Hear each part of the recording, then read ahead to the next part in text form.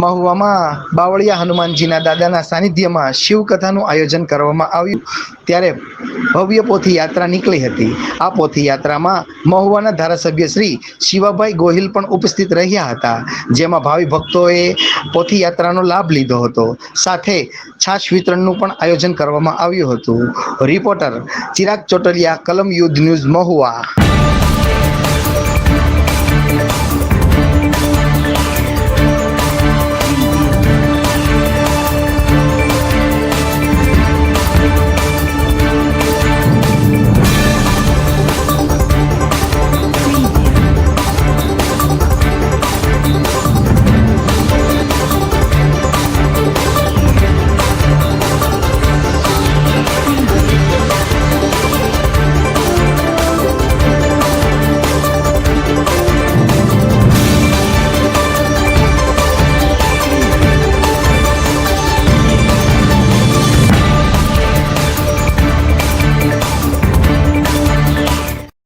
बोलो हनुमान जी महाराज की जय।